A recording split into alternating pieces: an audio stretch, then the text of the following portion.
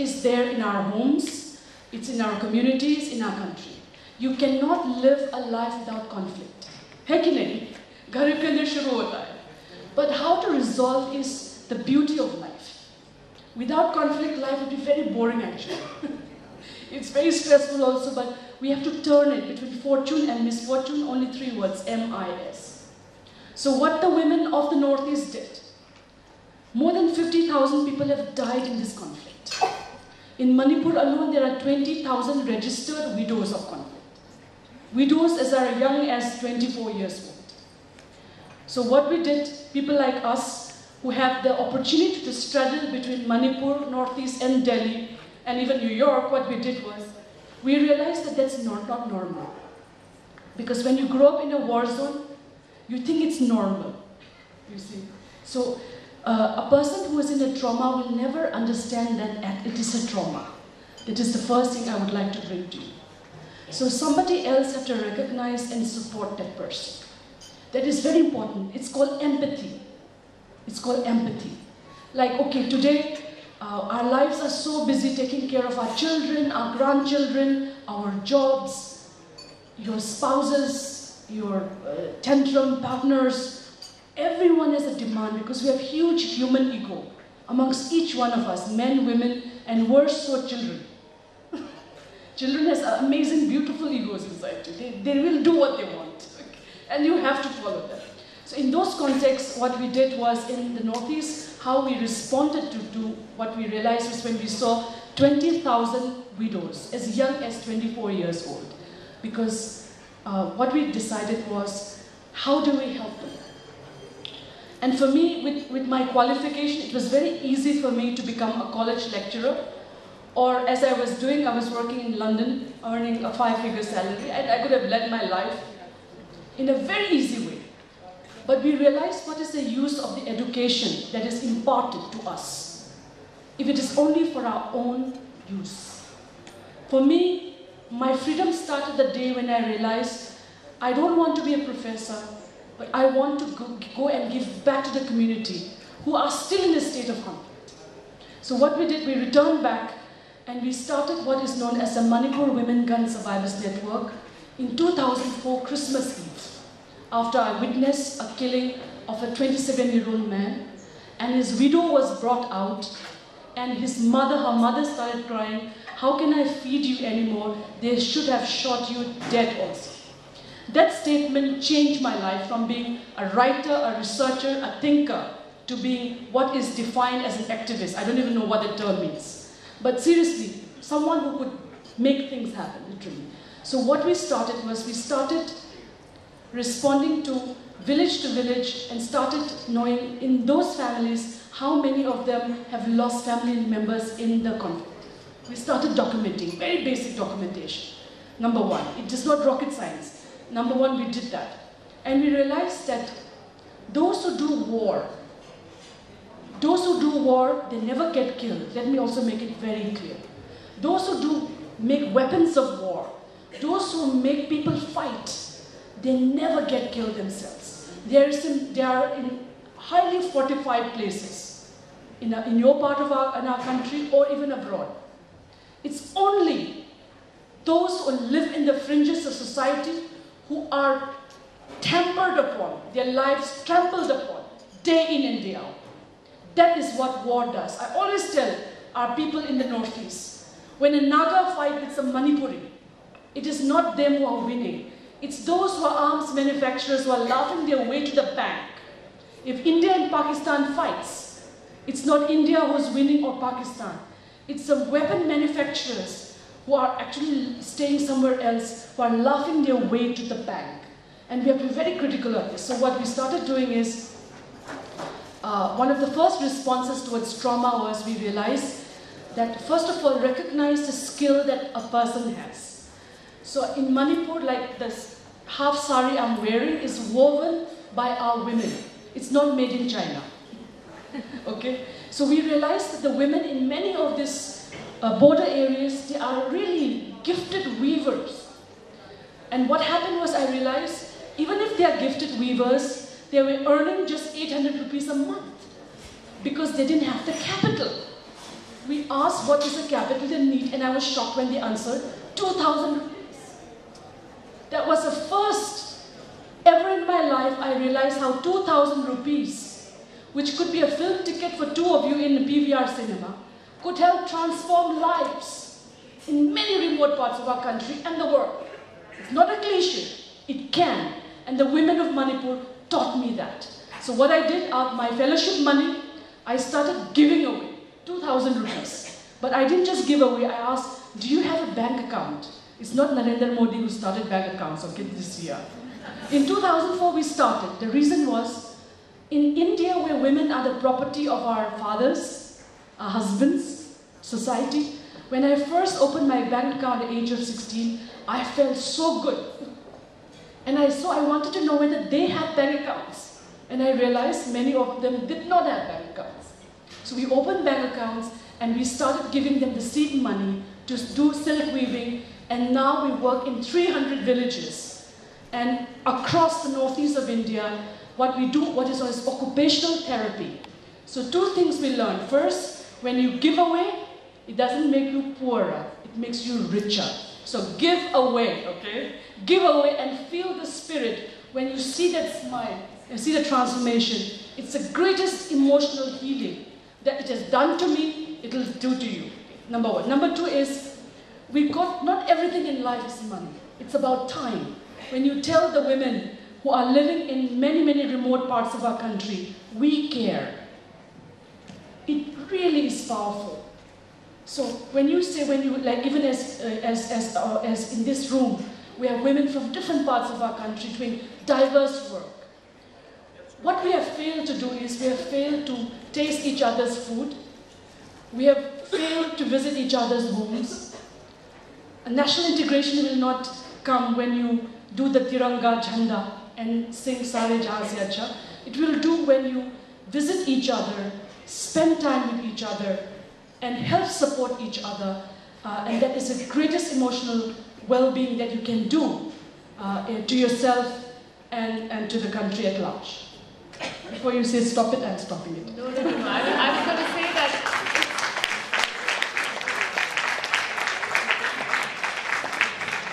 these actors are infamous for interrupting, but all I was trying to say was that it's incredible you're telling us these stories from Manipur. It's supposed to be a matriarchal society where women are paying the price for wars that... No, wrong. It's not. It's a deeply patriarchal society where the bride eats the leftovers of the husband on the wedding night. Is it? Yes. The only matriarchal society in the Northeast is Khasi society. Yet, it's the uncles who decide things. So we still live in a deeply entrenched, sorry guys, patriarchal society. Right. Our next guest in this session is Ms. Arvinder J. Singh, a consultant, trainer and therapist for the past 23 years, working with various organizations including the United Nations, WISCOMP and the Modi Foundation. She's also been training corporate groups and she provides training and counseling in dealing with trauma in areas impacted by political violence. Please welcome her and we request her to share her thoughts. With you and to be with you. Without much further ado, I'd like to start what I want to talk about, emotional wellness, with a little poem. Of course not written by me. I'm going to quote Rumi here. And Rumi says very beautifully about emotions. Indulge me with this. This being human is a guest house. Every morning a new arrival. A joy, a depression, a meanness. Some momentary awareness comes as an unexpected visitor. Welcome and entertain them all. Even if they are a crowd of sorrows who violently sweep your house empty of furniture, still, treat each guest honorably. He may be coming to clean you for some new delight. The dark thoughts, the shame, the malice. Meet them at the door, laughing, and invite them in. Be grateful for whoever comes, because each has been sent as a guest from beyond. Rumi puts the context. Thank you for Rumi. Yes, I think we should cheer Rumi. Rumi puts the context of emotions in a very beautiful way. I think I read somewhere that there are over 6,000 feeling words in the English dictionary. 6,000 feeling words. And yet, when I ask people, they find it very difficult to tell me beyond 6. Yeah? That's the extent of which we are emotionally aware of what is happening within us. So, when we were talking about the emotional conclave, and when I was discussing with Namitaji, and she said, you know, the role of emotions in our life, and I said, do we really need to know that? I think everybody knows that. And very beautifully, the conclave this morning started with, we are what we eat. And I'm going to put forward another perspective. We are what we think we are, who we think we are. And that is something that is extremely crucial to a sense of well-being and our belonging.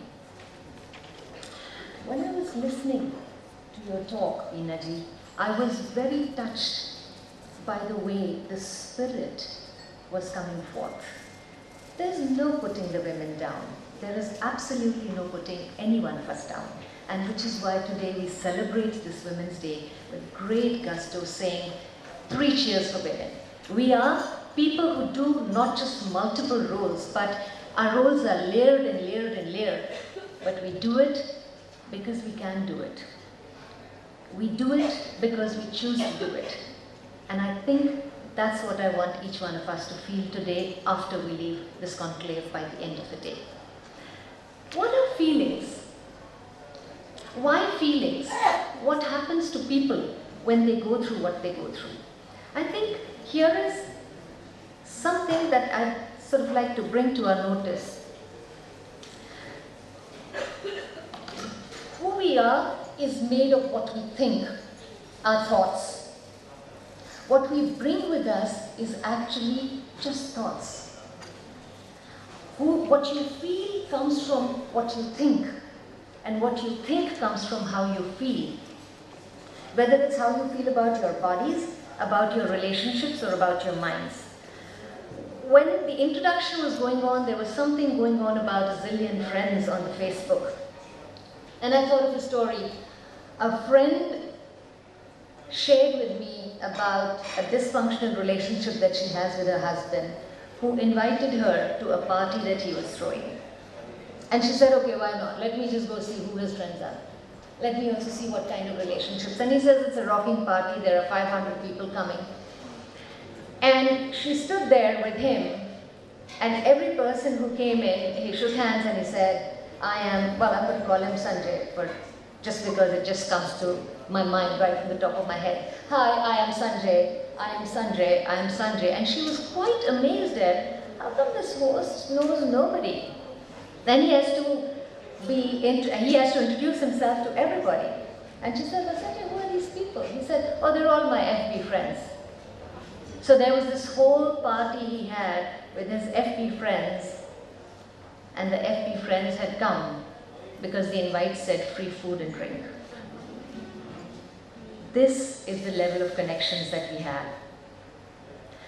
We look after our physical well-being. We also look after the well-being of our families. We look after our careers. We guard our health.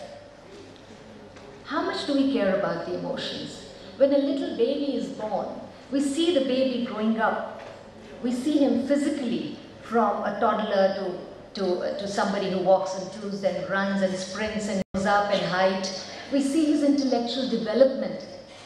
How many of us are able to perceive his emotional growth? Very little. I was in Kashmir working in the similar area as Beenaji works, with people impacted by political violence. And Zafar Saab is a very well-known editor of a very well-known paper over there, and he's probably 70 now. And he was sharing with me and he said, you know, I went home late and my father, who was 92, was pacing outside the house, and I said, Abu, main bacha thodi raha hoon. And Abu just turned around and said, Kabhi khud ko meri nazar se dekho. So for us, our children remain children. We don't see their emotional growth ever. We see them growing physically. We see them growing intellectually. We never see them growing emotionally. We treat them as babies. We baby talk with them. We still have names, especially the culture that I come from, good old Punjabi. We still have names like Kaka, which is a little baby, you know. And you will hear 60-year-old, 70-year-old uncles being called Kaka uncle. So we never let our children grow. We never let our people grow. We never allow to look within our own emotions. Why? Because we're supposed to put aside. I was at Oxford recently presenting on another theme, and it was, one of the people was very expressive and got very emotional, and there was a lot of kind of response from the audience, because you're not supposed to cry. You're not supposed to cry. And a lot of conversation happened around, oh my God, you know, she was publicly crying. That's not supposed to happen. And we are supposed to bottle our emotions up, not express. How much of credit we give to people who are emotionally strong because they don't cry. And guess what? Actually, they are very vulnerable people. Our minds and bodies are connected. What happens in your mind shows in your body. Neurobiology has proven today that right from the top of your head till your toe, every ache, every pain, every illness can have, will have, definitely has a psychological origin. Whether you start with the migraines, or you start with, you know, your throat infections, or you talk about any other. I mean, you all know about stress and heart problems and ulcers, but actually your body is talking to you all the time. It's telling you what's happening in your mind. And if we do not listen to that emotion in the heart and operate only out of the head, we're going to have problems. Another conference, another training program, this was with, you know, the women senior managers, where one of the people who said, and the workshop was on anger, because it's a dirty word. Huh? A lot of people say, I don't get angry. I don't get angry. Mujhe gussa hi nahi aata. In this workshop on anger, we talked about, I said, well, you know, everybody gets angry and it's very normal and it's very, you know. And she said, I never get angry. So I said, really? She said, ask all these people. Now she was senior, so nobody dares say ma'am gets angry. They said, no, ma'am's very good natured, she never gets angry. And she said, and I said, things must be happening in your life, ma'am, but I really, first I must salute you, and then I'm curious, how do you do that? She said, I just never get angry, I just never think about it. And I said, oh, you push it somewhere. No, it just never comes to me. And then the conversation, and she said, you know, even when I had this brain surgery, nothing. And I said, really, brain surgery, what happened? She said, I had a tumor the size of a tennis ball in my head. And I said, so that's where you keep all your anger, right? The other hurts, my colleagues know it all. When they see me looking a little, they say, she's not having a tonic. And sometimes they tease me, they make me talk about work, and I get all enigmatic and I start all animated conversation, and they say, there, she just told us she has fever. What happens in the mind shows in the body. So turn what happens one way or the other. And there is, you know, your thoughts will make you feel a certain way, and the way you think or feel will make you act. Let me give you a small example. This morning, probably, if you just connect with your thoughts, what were they? You wanted to reach here, you were excited, you were feeling good about it. Most of us probably chose what we were going to wear last night, right? I did. So we were ready, we were excited, we wanted to come here. What was the action? We quickly got ready. There was a smile on our face. We got here, we met our friends, we met the people, we felt good, and that's how it translated into action. Put it with something that you were not feeling so good about. Didn't wake up on the right side of the bed. Didn't feel too good. You know, came here, somebody didn't smile and greet me properly, what am I going to feel? Miserable. What's my action going to be? I'm going to have a moronic face, and the next person who looks at me will probably turn around and walk off and say, God, who wants to see her? Yeah? Happens with us all the time. How many times we are in the mall and we see someone and we say, oh God, who wants to see her? We turn around and we go back. We say negative energy. She drains me. She sucks my energy out. We all feel that. We sense it, and yet we don't know what to do about that, because we are collecting it all inside us. So here is what we look at. Just change the action. Right now, just observe your bodies. Don't do much with it. Just observe how you're feeling. Okay, now some of us are shifting, but just don't shift around. Just observe how you are. Now I want you to just sort of open yourself, relax a little bit. Take a deep breath, Just put a little smile on your face. Just a small smile on your face. And just actually see what's happening to you. Just moving your posture a little bit, bringing a smile on your face changes the way you think. You know why? Because in that factory over there, up there, there is this beautiful gland which is secreting all kinds of juices, the happy juices, the sad juices, the angry juices. And research has proven that a smile will decrease your cortisol level, decrease your stress hormone, bring a rush of that happy dopamine, make you feel good. And anybody who looks at you will feel good as well. So it's infectious. Yeah? So we look at it. We look at the neuroscience of it. There are zillions, there are some 10 trillion nerve cells in your head. And there is constantly new generation of these cells happening all the time. And what are we doing? We're not doing much about it. The more you express your emotions, the more you talk about it, the more you fire these neurons, the more you wire these neurons, the more adjusted you become, the happier you become, the more real relationships you have, the richer you are, the healthier you are, the more abundant you are. So in a nutshell, we all have problems. When the session started with the physical wellness and people talking about how physically well you feel, how emotionally well do you feel? Is there anybody in the room who's not been through some kind of a pain, some kind of a loss, some kind of a trauma, some kind of a disappointment, some kind of a frustration, some kind of a feeling letting down? We all have gone through. Many of us have decided to push it aside and suck it up and walk. Okay? Yes, suck it up we have to sometimes. But before you suck it up, own it up. Own it up, take responsibility, suck it up, and move on. Because move on, we have to. Before you move on, and before you own up, find that space with someone with who you can share, with who you can talk. And this day and time, I know we don't even want to talk to the closest of our friends. Because there's a big fear. Big fear, what if? What if I fall out with this friend? What if she tells her spouse? What if he tells someone? What if she tells one other person?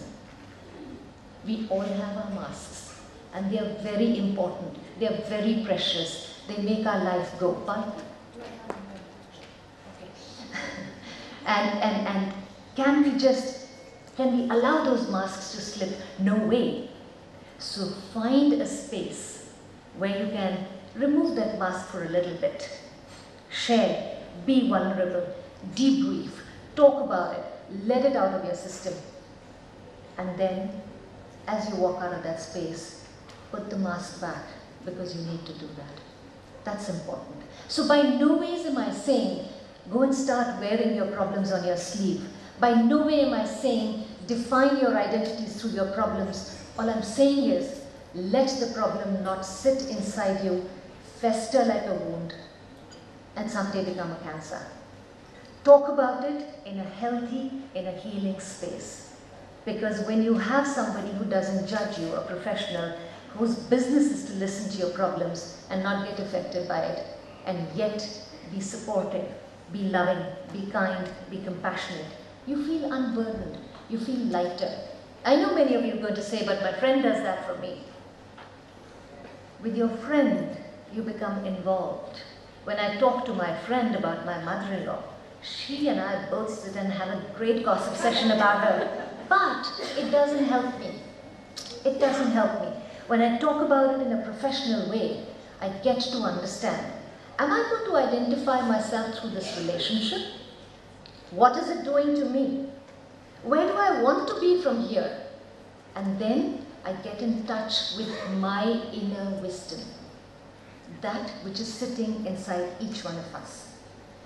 And I encourage each one of you to tap that inner wisdom, to get in touch with your real self, to blossom, to feel abundant, and to smile. If I have just a couple of minutes, I could take you through an exercise, but I need the permission of the chair for that.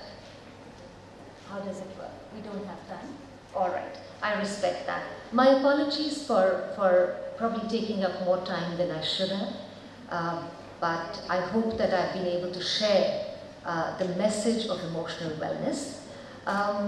Maybe I should just let you have this exercise, do it on your own. Just move yourselves, open yourselves up a little bit.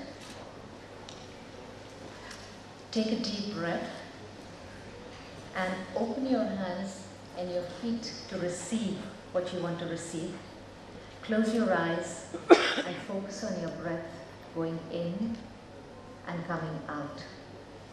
As you breathe in calm, positive, healing, healthy energies.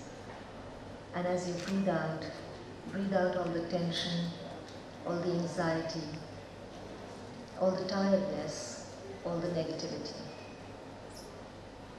You might find your mind wandering to different thoughts. That's absolutely fine. Gently just bring it back to your breathing, in and out. As you breathe in calm, and as you breathe out peace. Breathing in, breathe in calm, breathing out, breathe out peace. In and out. Feel yourself enveloped with a beautiful, positive energy wrapped around you like a soft, fluffy blanket, nurturing you, protecting you, caring for you. In your heart, as you breathe in, feel your heart expanding with the beautiful love energy. And as you breathe in love, saying calm and peace in your heart, be in touch with your inner wisdom. Slowly and gently, becoming aware of my voice, your breathing, and the moment that you are in. Open your eyes, and as and when you feel, with a small smile on your face, look to the person sitting next to you. Look in the eye, and just be back to the session. Whenever you have a moment, I'd urge you to write with your non-dominant hand. So if you write with right, pick up the pencil with your left hand and write a little note to yourself, making an affirmation of whatever you want to be. So my wishes to you, all the very best, and my slogan, be who you want to be. Thank you very much.